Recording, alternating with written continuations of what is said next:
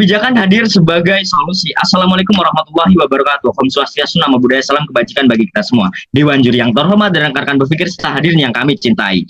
Saya M. Syarul Mekin selaku tim dari Muria 1 yang memiliki anggota kan. Yang pertama adalah saya M. Syarul Mekin selaku pembicara 1 dari tim netral dan Kak Episia Sitomorang sebagai pembicara 2 tim pro dan Kak Nova Jahra sebagai pembicara 3 tim kontra. Mosi perdebatan kali ini adalah pemberlakuan ekspor renewable energi di Indonesia. Dewan juri yang terhormat dan rekan berpikir para hadirin yang kami banggakan. Pada saat ini banyak sekali sudah kita lihat bahwa kebutuhan energi di dunia maupun di Indonesia sudah kita lihat banyak sekali kekurangan karena banyak energi-energi yang tidak terbarukan yang dipakai, sehingga perlu adanya pengalih fungsian sehingga timbullah sebuah kebijakan yaitu renewable energi yang dicetuskan oleh dari Uni Eropa, sehingga kebutuhan energi di dunia itu telah dibuka untuk kebijakan bahwa diekspor dari Indonesia. Maka dari itu timbullah sebuah mosi, karena mosi perdebatan kali ini adalah perlakuan energi renewable diekspor dari di Indonesia. Maka dari itu banyak sekali peneliti yang mengkaji dari kebijakan tersebut. Banyak sekali strategi-strategi yang sudah akan dilakukan di kedepannya. Maka dari itu perlu adanya pengkajian ulang melalui keuntungan dan kerugian. Maka dari itu keuntungan dan kerugian akan disampaikan oleh pembicara 2 dari tim pro dan pembicara 3 dari kontra. Maka dari itu saya selaku tim netral banyak sekali dilema dalam kasus seperti ini, Dewan juri yang terhormat, sehingga Uni Eropa ini kebijakan ini akan dilaksanakan pada bulan Januari 2024 nantinya di Indonesia. Sehingga banyak sekali strategi. Apakah pertanyaan saat ini, apakah ekspor renewable energi ini akan dilakukan di Indonesia? Apakah tidak? Sehingga dari segi aspek ekonomi dan keuntungannya diperoleh oleh negara Indonesia banyak sekali yang perlu dipertimbangkan. Contoh saja, apakah pemerintah saat ini akan menjadi garda terdepan sebagai gugatan kepada Uni Eropa karena menimbulkan atau memberikan sebuah kebijakan ke dunia untuk memenuhi kebutuhan energi dunia. Banyak sekali pertanyaan. Maka dari itu saya dari tim netral banyak sekali kebimbangan sehingga membutuhkan pendapat-pendapat dari tim pro dan tim kontra. Maka dari itu kebijakan atau mosi perdebatan kali ini masih sangat dibimbangkan sehingga membutuhkan pendapat-pendapat pro dan kontra. Maka dari itu saya dari tim netral terima kasih. Terima kasih kepada tim netral. Saya Episia Sitomorang selaku pembicara kedua tim pro. Seperti yang kita ketahui, energi terbarukan merupakan energi yang diperoleh dari sumber daya alam yang dapat diperbarui secara alami. Indonesia sendiri memiliki potensi energi terbarukan hingga 417,8 gigawatt yang artinya sangat melimpah. Bahkan untuk mendukung pengembangan potensi energi baru terbarukan di Indonesia, pemerintah telah mengeluarkan PP nomor 112 tahun 2022 terkait percepatan pengembangan energi terbarukan untuk penyediaan tenaga listrik. Bisa dikatakan, ini merupakan langkah positif untuk mendorong pengembangan energi baru terbarukan. Dewan juri yang terhormat, saya selaku tim pro sangat menyetujui mosi perdebatan kali ini, yang dimana pemberlakuan ekspor energi terbarukan di Indonesia dapat memiliki sejumlah manfaat signifikan. Yang pertama itu ada peningkatan pendapatan nasional. Dengan adanya pemberlakuan ekspor energi terbarukan, dapat menambah sumber pendapatan bagi masyarakat Indonesia. Kebijakan ekspor energi terbarukan dapat menarik investor asing untuk berinvestasi ke sektor energi terbarukan di Indonesia, sehingga mampu menambah cadangan devisa negara Indonesia. Yang kedua ada diverifikasi ekonomi. Ekspor energi terbarukan dapat membantu Indonesia mendiverifikasi ekonominya. Dengan mengizinkan pemberlakuan ekspor energi terbarukan, Indonesia dapat mengurangi ketergantungan pada sektor-sektor yang rentan terhadap fluktuasi harga global. Yang ketiga ada teknologi dan inovasi. Dengan fokus pada ekspor energi terbarukan, Indonesia dapat mendorong perkembangan teknologi dan inovasi di sektor ini. Hal ini dapat menciptakan lapangan kerja baru dan meningkatkan keterampilan tenaga kerja masyarakat lokal.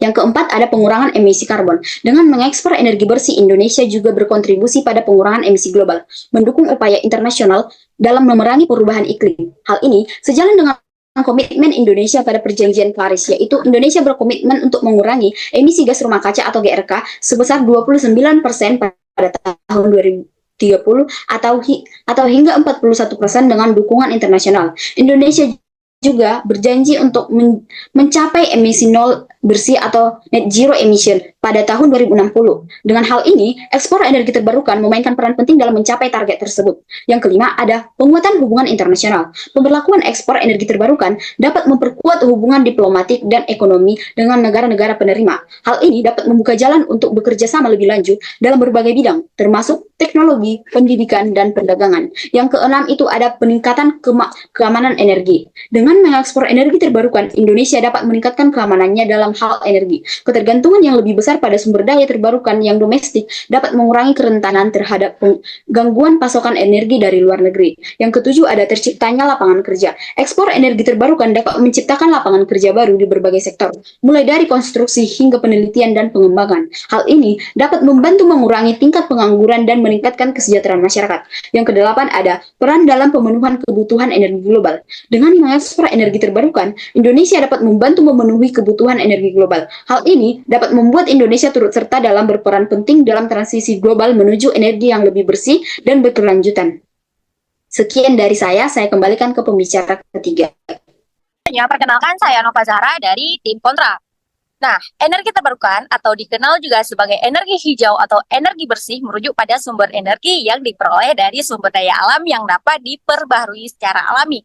Namun, meskipun begitu, kekurangan dari energi terbarukan juga ada. Izinkan saya untuk memaparkan dari tim Kontra, yaitu pertama, intermittent. Salah satu kekurangan utama energi terbarukan adalah bahwa sumber-sumbernya seringkali intermiten atau dikenal tidak stabil.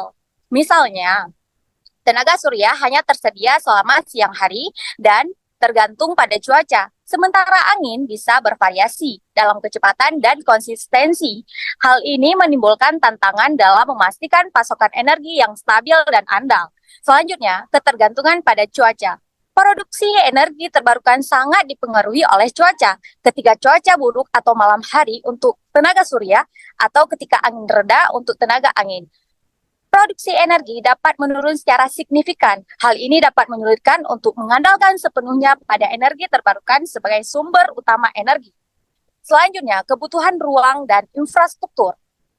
Beberapa jenis energi terbarukan, seperti pembangkit tenaga listrik, surya, dan angin, membutuhkan ruang yang luas untuk instalasi infrastruktur mereka. Hal ini dapat menimbulkan masalah terkait dengan penggunaan lahan dan potensial konflik dengan kepentingan lingkungan atau masyarakat setempat. Selanjutnya, biaya awal yang tinggi. Meskipun biaya produksi energi terbarukan telah menurun secara signifikan dalam beberapa tahun terakhir, biaya awal investasi ini untuk membangun infrastruktur energi terbarukan masih bisa sangat tinggi. Ini bisa menjadi hambatan bagi negara-negara atau individu dengan sumber daya finansial terbatas. Selanjutnya, masalah penyimpanan energi. Penyimpanan energi masih menjadi tantangan utama dalam pengembangan energi terbarukan. Ketika produksi energi melebihi permintaan, energi harus disimpan untuk digunakan di masa depan. Saat ini, teknologi penyimpanan energi masih belum sepenuhnya matang dan seringkali mahal. Selanjutnya, dampak lingkungan lokal. Meskipun energi terbarukan secara umum lebih ramah lingkungan daripada energi fosil, mereka juga dapat memiliki dampak lingkungan lokal yang perlu diperhatikan. Misalnya, pembangunan bendungan untuk energi hidro dapat mengganggu ekosistem air lokal dan migrasi ikan. Sementara turbin angin dapat mempengaruhi fauna lokal. Pemahaman yang cermat tentang kelebihan dan kekurangan energi terbarukan penting untuk merencanakan transisi energi yang efektif dan berkelanjutan. Dalam pengembangan teknologi dan kebijakan yang tepat, banyak dari kekurangan ini dapat diatasi atau dikelola dengan baik. Namun, hal negatifnya harus juga diperhatikan. Sekian dari tim Kontra, terima kasih. Terima kasih pembicara 2 dan ketiga. Saya M. Syarul Muiz selaku pembicara penyimpul pada mosi perdebatan kali ini. Dewan juri yang terhormat dan rekan-rekan berpikir para hadirin yang kami hormati. Adapun beberapa yang kami rangkum dan dari pembicara pro dan kontra. Yang pertama adalah dari pembicara pro sendiri menyampaikan bahwa devisa negara akan naik pada proses pengeksporan dari energi terbarukan. Kemudian ada teknologi dan inovasi. Kemudian pendidikan. Itu merupakan sebuah elemen yang akan diuntungkan ketika kita melakukan ekspor energi. Dewan juri yang terhormat. Kemudian lapangan kerja baru akan kita dapat ke masyarakat dan yang akan bertujuan karena target Indonesia adalah mengurangi emisi karbon. Tentu dengan adanya pengeksporan energi terbarukan akan menjadi sejalan yang mulus ketika kita ingin menjadi kerjasama ke negara-negara tempat ekspornya kita, Dewan Juri yang terhormat. Kemudian ada pun beberapa yang saya tangkap dari pembicara kontra pada mosi perdebatan kali ini adalah yang pertama adalah energi terbarukan pada ini dapat mengalami intermittent atau tidak stabil, karena sehingga itu haruslah dari pokok bahasan, sehingga kontra ataupun dampak negatif itu dapat kita fokuskan pada substansial tersebut. Kemudian ruang dan infrastruktur yang belum memadai di bagi terhormat. Kemudian dan juga selanjutnya ada biaya investasi yang tinggi dan menjadi hambatan pada proses impor dan lain-lain. Kemudian penyimpanan energi untuk masa depan itu sangat minim sekali, sehingga banyak sekali keraguan-keraguan kita dapat menerapkan ketika menerapkan ekspor energi terbarukan ke negara-negara luar. Kemudian yang terakhir ada dampak lingkungan. Walaupun dampak lingkungan ketika menggunakan energi terbarukan sangatlah sedikit, namun banyak juga dampak lingkungan yang akan terjadi. Perlunya ada pengkajian dan AMDAL dengan mempertimbangkan lingkungan sekitar. Dewan Juri yang terhormat, dengan berpikir para hadirin yang kami hormati, ikutlah penyampaian dari tim kami dari tim 13 satu, yaitu dari tim pro dan kontra. Maka dapat disimpulkan bahwa pada perdebatan kali ini dapat diambil bahwa banyak sekali dilema yang setelah terjawab dari tim kami maka meyakini bahwa tim kami lah layak akan dimenangkan pada mosi perdebatan kali ini dan seharusnya lolos ke babak-babak selanjutnya. Terima kasih.